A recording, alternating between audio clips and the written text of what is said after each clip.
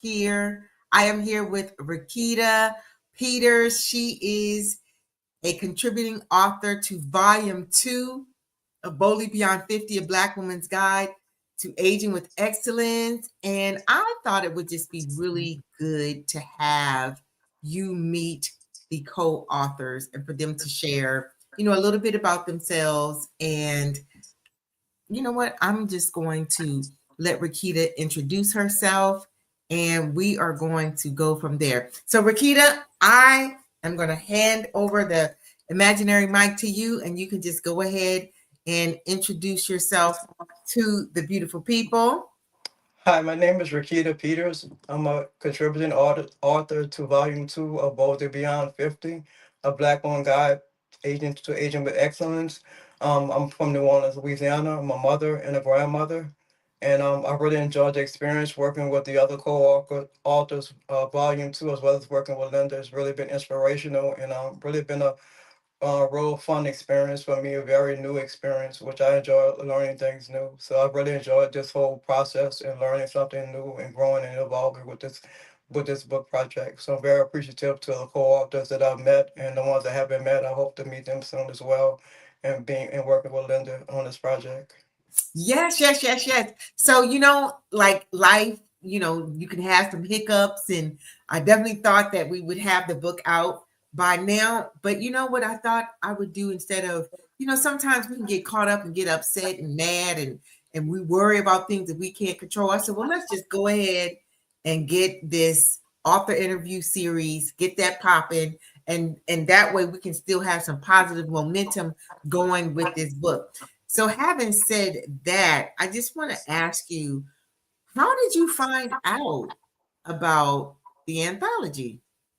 I was on Facebook actually, and I happened to see you on Facebook, and I believe I got a DM if I remember correctly. I think I may have liked one of your posts because I was kind of gravitated towards your energy, your positivity, and when I was looked at, every time I saw you were so vibrant and Oh, exuberant, and thank very you. positive. So that made me gravitate towards looking at a lot of your posts that we would come on. And I recall getting a DM really for the first anthology. I believe I got one. Asking was I interested, and I kind of glanced at it and kind of looked at it. But when I did decide that I wanted to do it, I think you had already started with volume one. You were like full in throttle with it, and so Mhm. when you made the offer again for volume two, I took the opportunity to really explore, the option of being a part of volume two. So my first meeting with you, I think, was in June of last year. I think for volume two, and from that point on, I've been going through the process of being a co-author for volume two, and I really, really have enjoyed it. Meeting all of y'all and being a part of it, it's something that I look forward to. Other than working my 9 to 5 and taking care of my own self and family, so it's really been something Yeah. that I feel like just for me, I guess, in the sense, that I'm working on that project is just for me. So I really enjoyed the process, though. Awesome, awesome, awesome. And so, having said that, you said that you saw a post and it was for volume one. So, what made you definitely jump on board for volume two? After I saw some of the because I began to follow you at that point, once I saw some of the posts, and after I saw some of the things that were going on with Volume One and the different author interviews that you had with Volume One, and how Mhm. more about I think the part about the empowerment of African American women beyond 50 kind of also caught my attention, and it kind of inspired me and encouraged me that life is not over after 50, and that kind of was a big part of it too. And like I say, just how active and personable you were as a person that's over 50. That kind of inspired me to say, there's still a lot of life to live beyond 50. So that was another thing that kind of gravitated me to wanting to be a part of volume two as well. Oh, awesome, awesome, awesome. Now, without giving away your story, what made you decide to share that chapter in the anthology? I think my story will be one that will be a source of encouragement to people, letting them know that they may not have been the only one that experienced that particular issue in their lives, and for them to be able to know that, as life evolves, you learn more and more about who you are, and and what your destiny is, and how you're going to contribute to the greater good of mankind. So I just think that was a part of my story. I hope that it will be a source of encouragement to people and inspiring people as well at the same time. That is so true. And what would you say, um that boldly beyond 50, because that's the title of the anthology, boldly beyond 50, a black woman's guide to aging with excellence. What would you say that boldly beyond 50 means to you? What does boldly beyond 50 mean to you? When I think of that word, I think of being very fierce in the sense that, you're fierce, you're vibrant, you're active, you really got to really know yourself and love yourself for who you are. You're not really no longer, comparing yourself or even competing with anybody. You're just really in your fullness of loving who you are and what you've come to and evolved to at this stage in your life, and just Mhm. being, I find it, being, boldly being, bold enough to be grateful for where you are, and thankful for where you are, and bold enough to be grateful for where you're going. I think that without being unapologetic about it, and not feeling like Yeah. you have to apologize for where you're at, and just moving forward in that kind of energy, in that kind of space at this point in my life. Yes. And one thing that I think is kind of cool about this anthology, and thank you so much for joining us in volume 2, is that when we're gone, and we're all going to go to our ancestors, this will be part of your legacy. Like, books don't expire. When we're gone, books, we've got books that are hundreds of years old that are Amen. still, you know, that are still around. So for a person who picks up your book, say 25 years from now, or 50 years, or 75 years from now, when you're long gone, what do you want them to take away from your chapter? I want them to be very much encouraged. I hope to that it will be a source of encouragement to them, and I hope that it will be a source of knowing that things get better. Life get Mhm. better. We go through our challenges, but you can evolve to a better place, and and life goes on. And you can do better and be better. You don't have to stay in the same situation or the same mindset. That your mind can evolve. If you choose and choose to want to do that for yourself. So I think that's my hope. I hope it's a source of strength and encouragement. I hope people find some type of solace and peace in it as well, and I hope that they feel that they're not the only one that have ever probably went through that or feel that way at some point in their life. Okay, okay. Now, we also have the latter part of the title, which is aging with excellence. Do you feel like you are aging with excellence? And what does that mean to you? Yeah, I do. I feel like as I get older, a lot of things I that once bothered me, probably in my younger years, that really don't really bother me. I'm learning not to really take things for granted. I'm really enjoying this stage of my life. My kids are young adults now, and my grandmother, and I really see everything that I wrote down in my journal over these last 14 years. A lot of this stuff is starting to come to fruition. A lot of things that I wanted to do once my kids, got to be adults, I'm beginning to do. I'm beginning to have the opportunity to travel more. And God has blessed me in that way. Some via my job where I don't have to pay for it. Some via me having to pay for it. But that's what I kind of visualize myself doing. Really enjoying the latter part of my life. Traveling, meeting new positive people, having new positive experiences, and so I really see some of my vision board things that I had over, and some of the things I wrote in my journal starting to come to fruition. And I think it's all about visualizing, where you want to be at 5, 10, 15 years. So I really feel like I am aging with excellence. I really feel like I'm moving forward in a positive way. I'm not, grieving about anything. I'm not sad about anything in terms of past life experiences, I'm just moving forward in a positive way, and being grateful for still being here when so many of my peers may have, been, gone home to be, to glory, to be with the Lord. So I'm grateful for that. I have a real sense of gratitude, and like I said, I'm really starting to cherish every moment of my life, and just seeing my kids grow up and being a grandmother and all that, and just I'm like sometimes in a reflective mode, and I can't believe it's been 14 years since I've moved where I'm at, and just watching my kids grow and become positive individuals has been a source of encouragement and brought a lot of joy to me as well. Oh, that is so awesome. So, do you have a business? What is it that you do? You don't necessarily have to tell us what you do for your work if you don't want to, but there's anything you want to share with the folks Yeah, back in 2025, I found this organization called Purple Vision, and in I'm 2025?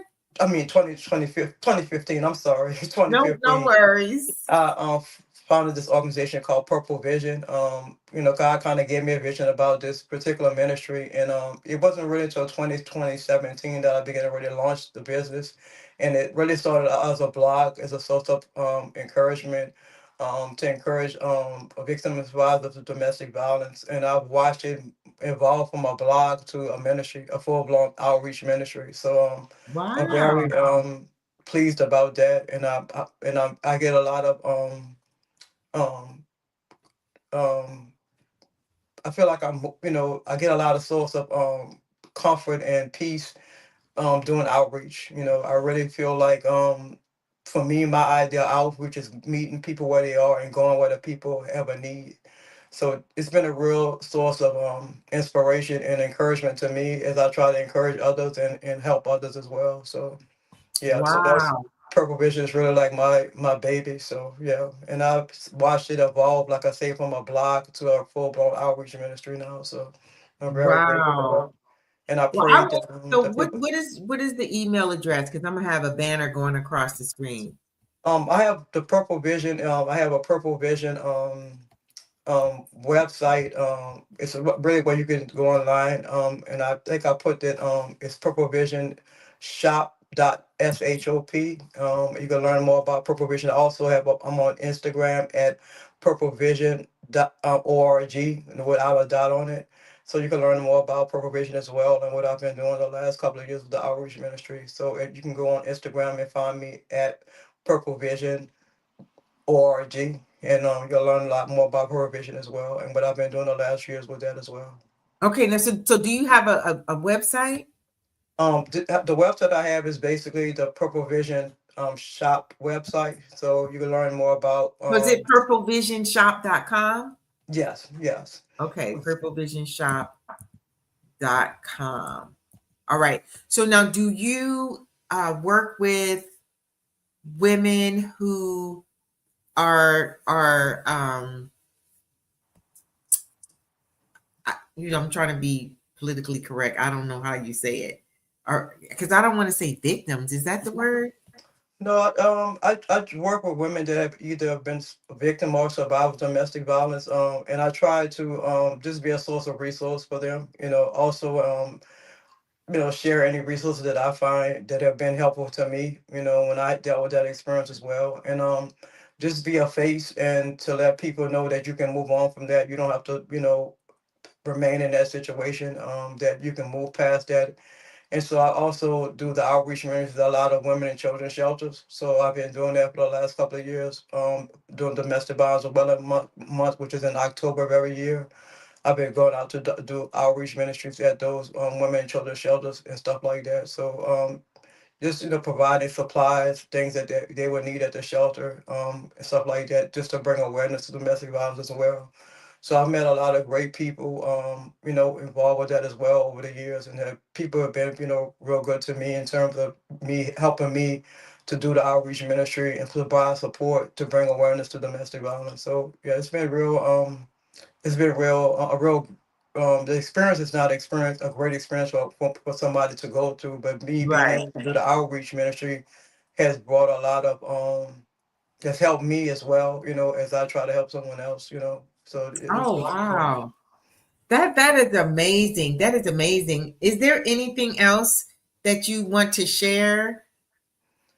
Just that life has its challenges, has its ups and downs, but it's always a brighter days ahead. We just have to have hope, and I think that's what a lot of people need at this point in life. Particularly in this day and age, people need to know hope, have hope to know that there are better days ahead. So I try to be very positive, and I try to stay hopeful. And I think that's brought me a long way these last 14 years. No matter how many challenges I've had, I've always tried to stay positive, and I've always tried to keep my Mm-hmm. mind a positive set. And I think, with God's help, has served me well these last 14 years. Moving forward. Not saying that everything has been peaches and cream, but I think your mindset is very important. That Yeah. you have to you have to tell yourself, and your mindset has to be, okay, it's not a great day today, but it will get better. Also, journaling had helped me a lot. Journaling in my feelings, my thoughts,